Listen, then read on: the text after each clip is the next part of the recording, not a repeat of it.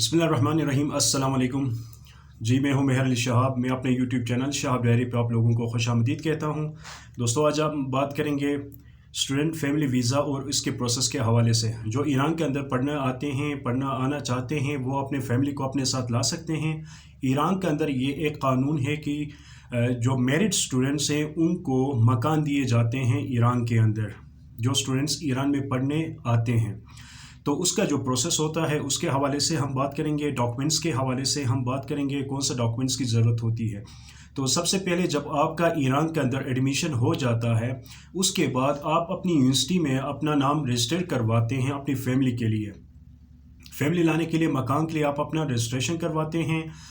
तो बाज़ में यह होता है कि आपको मकान जल्दी मिलने के भी चांसेस होते हैं। बाज़ यूनिवर्सिटीज़ में आपको मकान जो है लेट भी मिलता है। उसकी वजह यह है कि जैसे कि तेहरान है, तेहरान में ये है कि रश ज़्यादा होता है। यहाँ पे तेहरान यूनिवर्सिटी का जो हॉस्टल है इसमें भी रश ज़्यादा होता है। तो यहाँ पे आपको वेट करना पड़ता है। बाज़ दफ़ा आपको 1 सेमेस्टर या 2 सेमेस्टर्स भी वेट करना पड़ता है। तो बाज़ शहरों में जहाँ पे रश इतना नहीं होता, वहाँ पे रजिस्ट्रेशन करवाते ही आपको मकान मिलने के चांसेस होते हैं।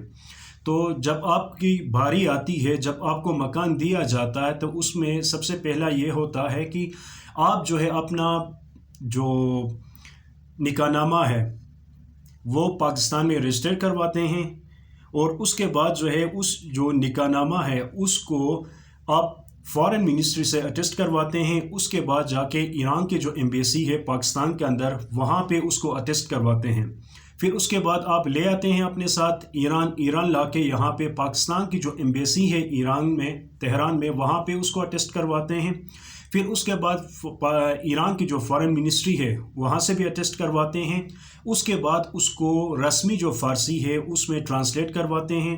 ट्रांसलेट करवाने के बाद आप क्या करते हैं, आते हुए अपने साथ एक और चीज़ याद रखें कि आपने जो फैमिली है, अपनी वाइफ है और अपने जो बच्चे हैं, उनके जो पासपोर्ट हैं वो PDF फॉर्म में अपने साथ रखा करें। तो उसके बाद ये होता है कि जब आपको मकान मिलता है तो आप यहाँ से 2 तरीक़े हैं आप फैमिली को ईरान लाने का। एक तरीक़ा ये है कि आप उनको जब मकान मिलता है तो ज़ियारती वीज़े पे आप उनको ईरान ले आते हैं। लाने के बाद यहाँ से उनका अकामा लगवाते हैं। और दूसरा तरीक़ा ये है कि या यहाँ से आप जो हैं उनको वीज़ा भेजते हैं, तो उस वीज़े पे वो ईरान आ जाते हैं और आपके साथ यहाँ पे लाइफ गुजारते हैं। और अब बात है फूड की। तो बाज़ यूनिवर्सिटीज़ के हॉस्टल्स में ये होता है, मेरिट जो होते हैं उनको खाना भी दिया जाता है जो स्कॉलरशिप पे होते हैं। बाज़ में ये होता है कि जो खाना दिया जाता है वो सिर्फ कपल्स के लिए, मियाँ बीवी के लिए दिया जाता है, लेकिन बच्चों को नहीं दिया जाता, उनका फूड उसमें शामिल नहीं होता। और उसके अलावा जो है, अगर आप अपने साथ ही आते हुए ईरान लाना चाहते हैं, अगर आपके पास 20 से 25 लाख रुपए हैं, तो आप अपने साथ ही वीज़ा लेके, मकान किराए पे लेके बाहर कोई आप अपने साथ फैमिली एट अ टाइम उसी वक्त आते ही अपने साथ ला सकते हैं। तो उसका कोई इशू नहीं है। तो ये आज की वीडियो थी। तो बहुत से लोग मुझसे पूछते थे कि सर आप बता दें कि फैमिली वीज़ा का क्या तरीक़ा है, वहाँ पे क्या मकान मिलता है। जी, मकान मिलता है, बिल्कुल ये जो तरीक़ा मैंने बता दिया इसी तरीके से आप अप्लाई कर सकते हैं और इसी तरीके से अप्लाई करके अपनी फैमिली को अपने साथ ईरान ला सकते हैं। और अपने बच्चों को यहाँ पे डिफरेंट स्कूल्स हैं, इंग्लिश स्कूल्स हैं, उसमें भी पढ़ा सकते हैं। या उसके अलावा पाकिस्तान जो एम्बेसी का जो स्कूल है, यहाँ पे कॉलेज है, वहाँ पे आप फेडरल जो बोर्ड का जो पैटर्न है उसके मुताबिक एजुकेशन भी दिलवा सकते हैं। या उसके अलावा A level O level system भी है, उसके मुताबिक भी आप अपने बच्चों को एजुकेशन दिला सकते हैं।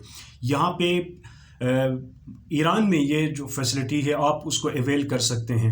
अगर ये वीडियो आप लोगों को अच्छी लगी तो इसको लाइक करें। अगर चैनल को अभी तक सब्सक्राइब नहीं किया तो इस चैनल को आप सब्सक्राइब करें, ताकि नई बनने वाली वीडियोज़ वक्तन फ़वक्तन आप तक पहुँचती रहे। मुझे इजाज़त दीजिए। अल्लाह हाफिज़।